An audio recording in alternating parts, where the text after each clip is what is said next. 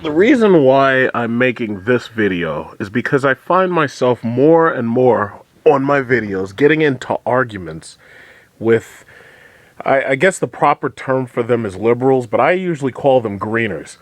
These greeners are people who obviously aren't doing very well in science in school, must know nothing about earth science, must know nothing about geology, and probably don't understand basic physics. These are the people who come to my page, post comments about how green electric cars are and how wasteful everything else is that's an internal combustion engine driven vehicle. And that's the reason why I'm posting this.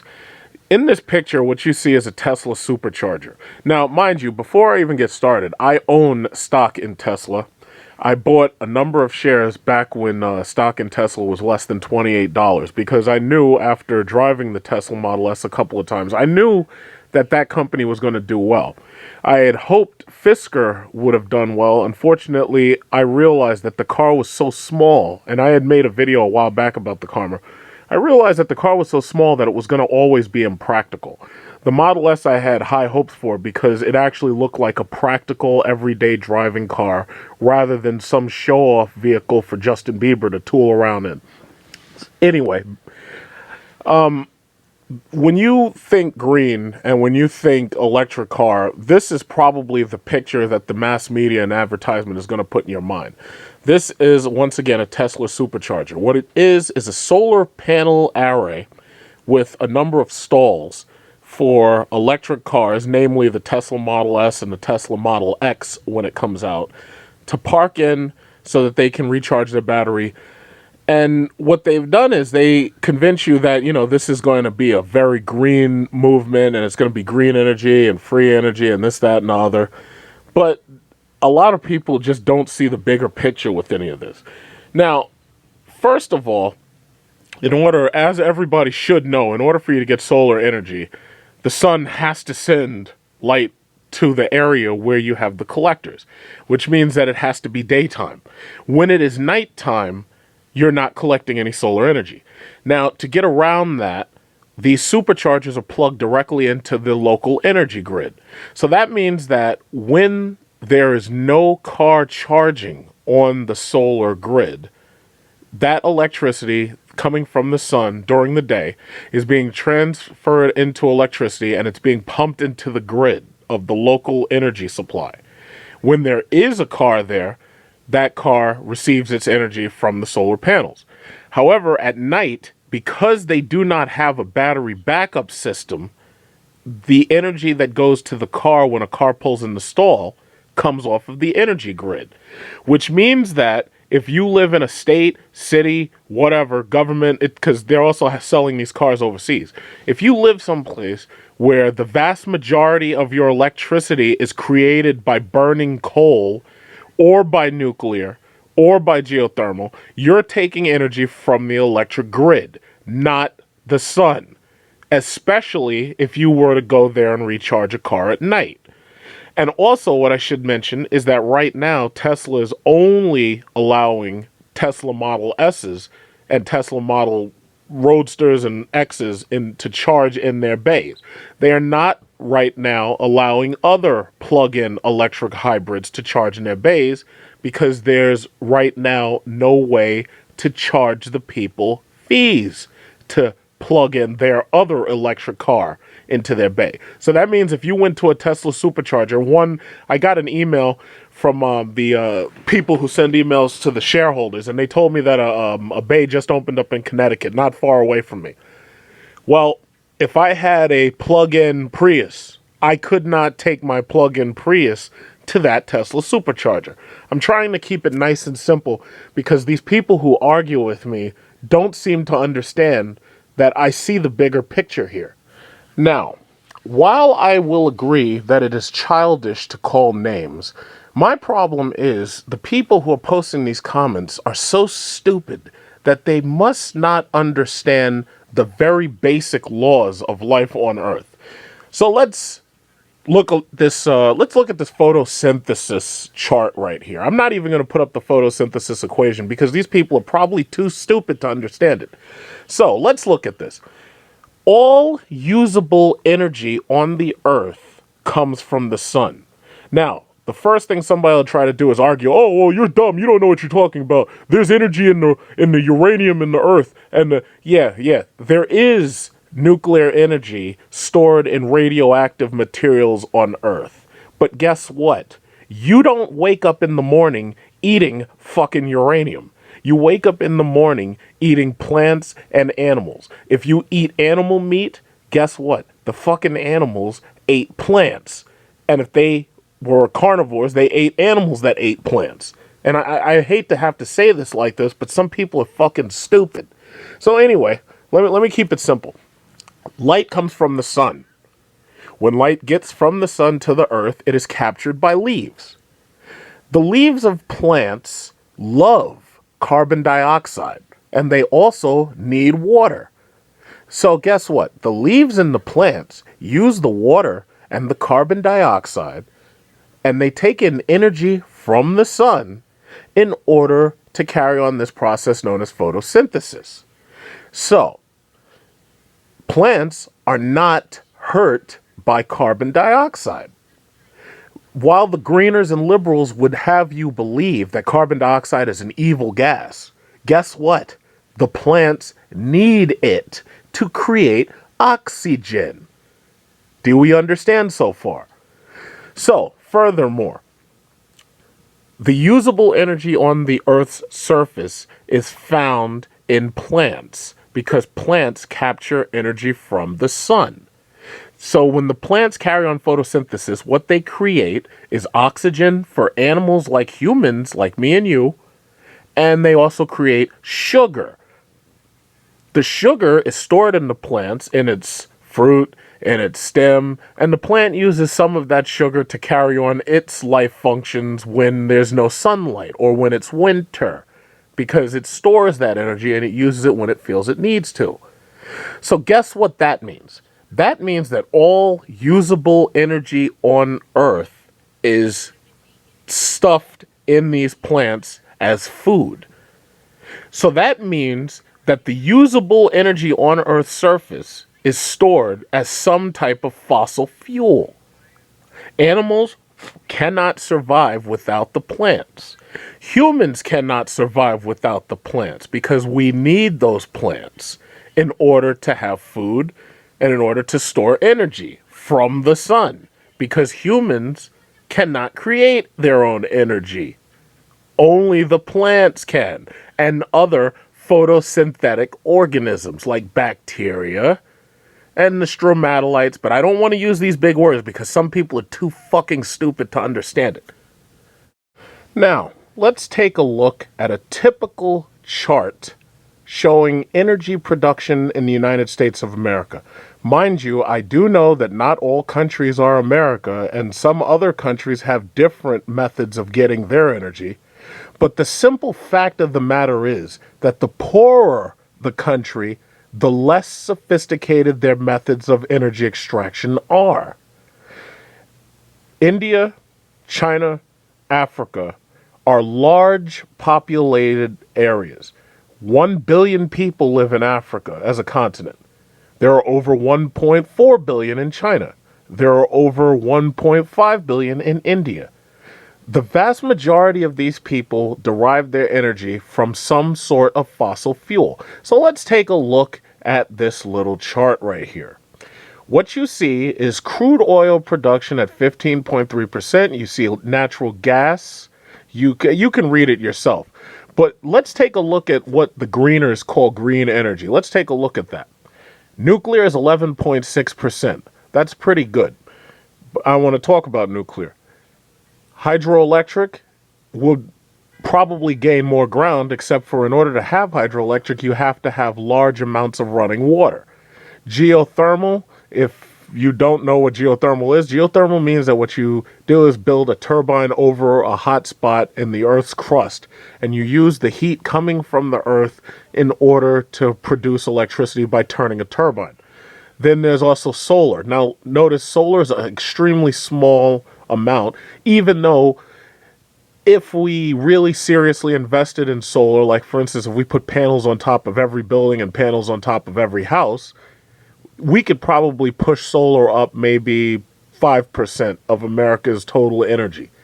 But most people don't have houses that can support a solar array. Many buildings don't have structures that can support the weight of a solar array. So unless someday they invent moonroofs on cars, or unless they invent windows for buildings, and unless they take every single window along the sun line of a building and make it a solar window, it could happen in the near future. It could happen that you produce more energy from solar. But the problem is that as time goes on and humans get more and more devices, laptops to charge, cell phones to charge, smartphones to charge, and now, God forbid, cars to charge, and it's already here and it's coming eventually, but it's coming slow for a very good reason. Our energy demands are going up. Battery technology is right now not good enough to quickly charge a vehicle and then quickly discharge a vehicle in order to make it move fast. The Tesla Model S, which I want to talk about, has battery technology that, computers monitor it and make sure it stays at the proper temperature, and they're promising you that it'll take X amount of hours to charge, and they promise you that it'll give you up to 300 miles. Some of the early reviews from actual owners are saying that they're not getting all 300 miles. They're getting like 290, 280, a little bit less depending upon whether or not it's summer or winter. Simple fact of the matter is the vast majority of energy in America is coming from a fossil fuel, whether it's coal, petroleum with the crude oil, natural gas. There's been a boom in North Dakota. But the vast majority of energy in America is coming from fossil fuels for a very simple reason, which you go back to my second frame. It's because the most usable amount of energy on Earth comes from a fossil fuel. What nobody wants to talk about when they talk about energy is the amount of energy required to extract energy. It's easy for you to say, oh yeah, we'll just build more nuclear power plants. But let's talk about nuclear, because some people must not be smart enough to understand this considering the comments that I'm getting. Nuclear power requires a large amount of fossil fuel energy to get started, to maintain, and to continue. So, what does it take to have a nuclear power plant? Well, first of all, you have to place it in an area where it can cool down. So that means that you're going to put it next to water. Now, earth scientists and geologists will teach you that nuclear power creates thermal waste, which means that it heats up the water that runs through it. When that water is dumped out into estuaries or wherever they decide to dump that water, the heat can kill off certain species of fish and allow other species to migrate in that love heat.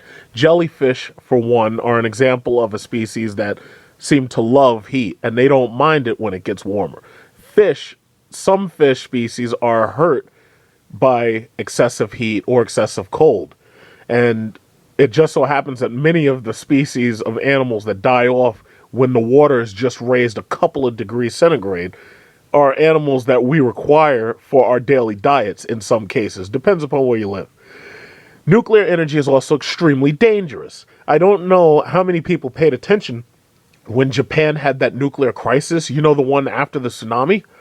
Well, it just so happens that if a nuclear reactor melts down, it can cause serious ecological problems.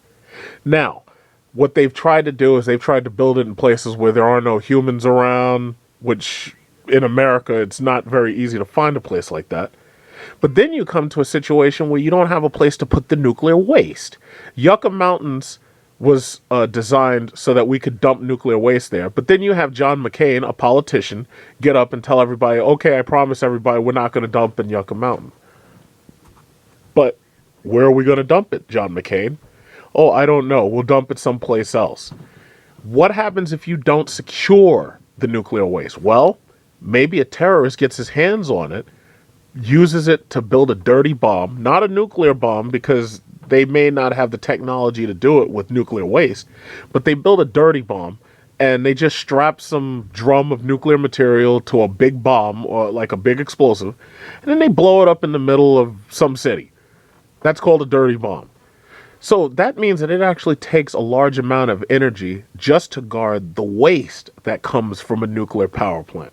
Not only that, it takes a large amount of energy to transport materials back and forth from a nuclear power plant, because you can't just let anybody transfer nuclear waste. Usually the army handles it, or you have hazmat teams handling it.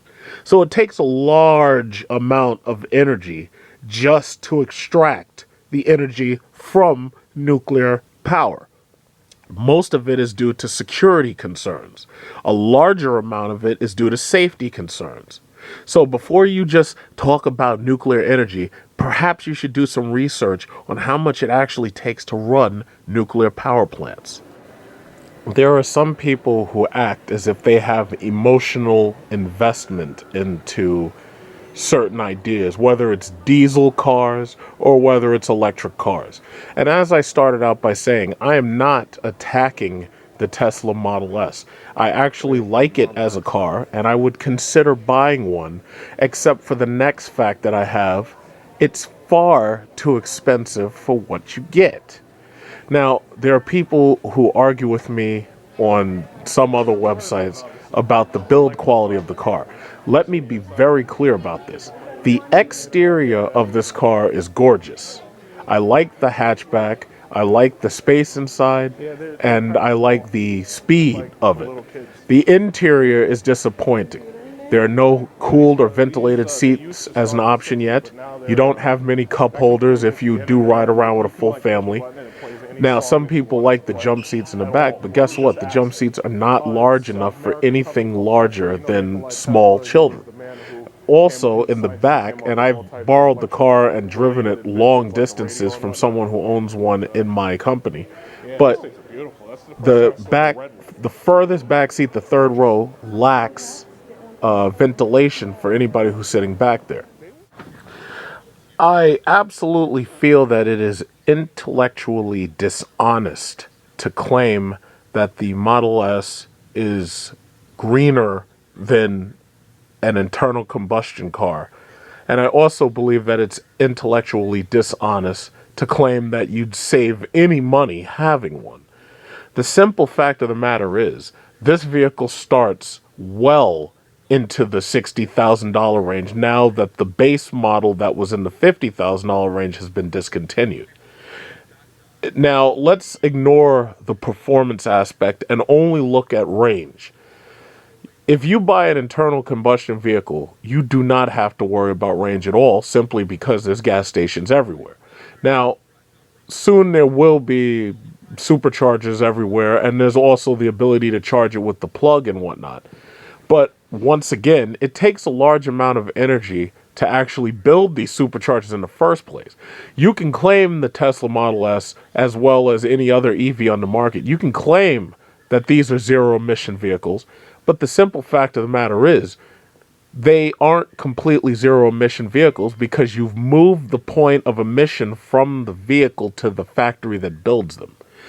While I would say that having one of these cars would possibly, it could possibly be considered environmentally friendly if they were held for long enough, the simple fact of the matter is people don't buy cars to keep them. People buy cars to basically have what's new, especially when you're buying a car that's well over $60,000. Most of these people are leasing these vehicles. They drive them around for a year or two, possibly 4 years, and then they dump them on the market, and they're used cars. Well, that's the nature of a lease. Then they move on to something else, whether it be an S-Class or a Jaguar XJ or a BMW 7 or an Audi A8 or an Audi A7. The simple fact of the matter is, with psychological obsolescence there to keep you feeling that you don't have a new product and to keep you buying, there's no way that anything you buy could possibly be green. All you're doing is buying something that energy was required to make, and then when it gets old and boring, you go right back out and buy something new. How is there any environmental friendliness in that? You should also consider the fact that even recycling is not green. It requires a large amount of energy to recycle. It requires far more energy to recycle than it does to simply dump trash. Now, many people will say, oh, well, we have to look out for our environment and our ecosystem. Yes, that is true. We need to be neat. We need to be clean. But recycling in and of itself is a jobs program rather than something that's benefiting the environment. It doesn't benefit the environment. In fact, because these recycling trucks and the amount of energy and time that goes into sorting trash increases, all you're doing is increasing the amount of fossil fuels that have to be burned. Every time you charge your cell phone, fossil fuels have to somewhere be burned to recharge your phone, or to recharge your laptop, or to watch your plasma TV, or to sit there and play your Xbox or your PlayStation 3, which, by the way, use more electricity than many refrigerators. People are very strange when they talk about being green, but the simple fact of the matter is most of these people are poor in science, liberal-minded, enthusiastic.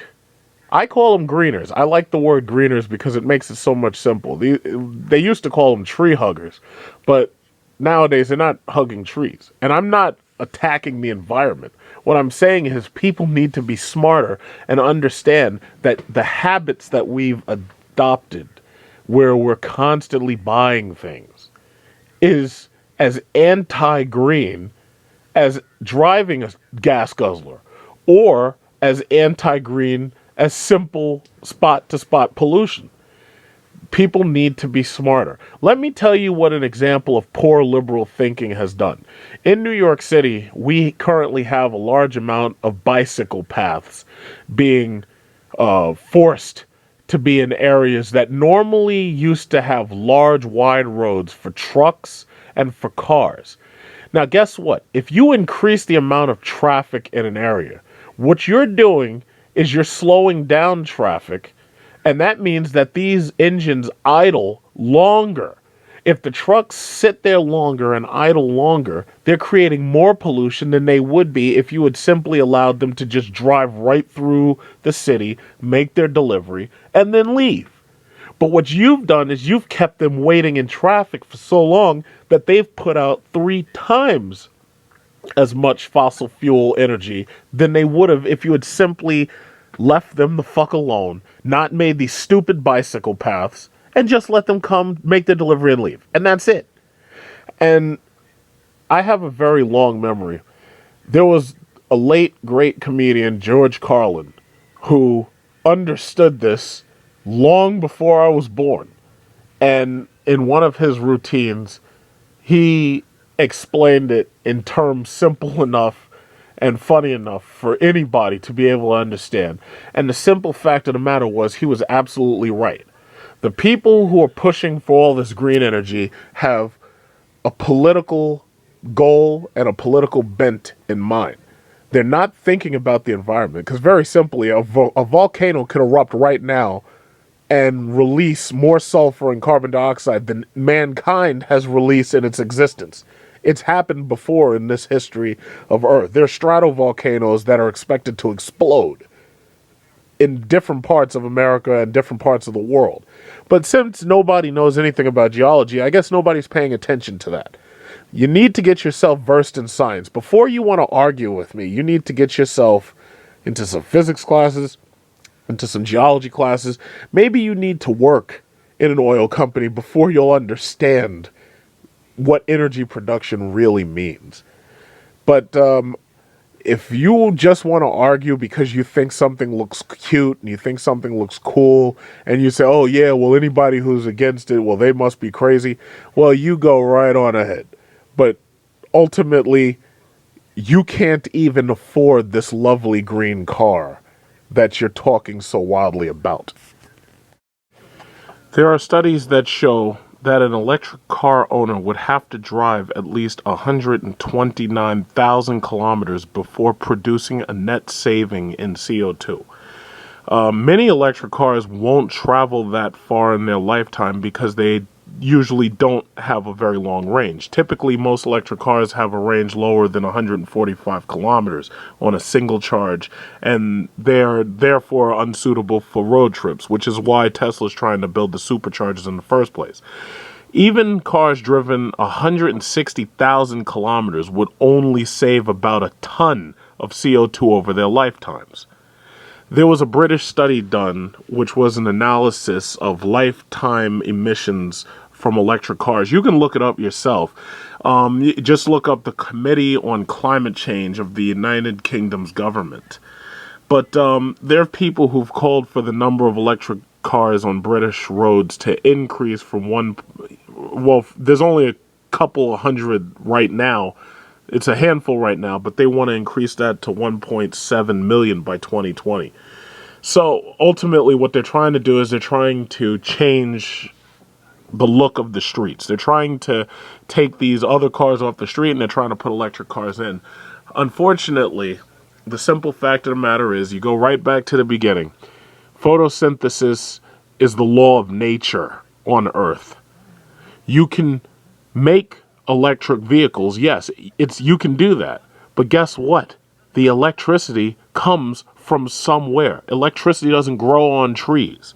The simple fact of the matter is that electricity is a byproduct of fossil fuels because humans use fossil fuels of various forms for the energy that we personally have in our bodies. We eat the fuel that comes from plants, i.e. fossil fuels. There's no way around that.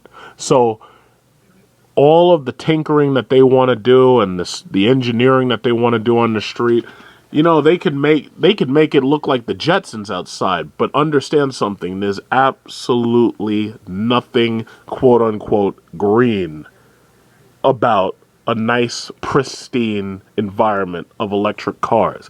Because somewhere out there, whether it's in Africa or India or China, there are some kids mining the cobalt, the coltan, the lithium, the uranium for your nuclear reactors, the yellow cake, you remember Saddam Hussein, Bush lied to us, blah, blah, blah. Somewhere out there, somebody's mining, and mining is a dirty job. And that's the simple fact of the matter. So you're not saving anything. You need to do research because a lot of people just don't understand.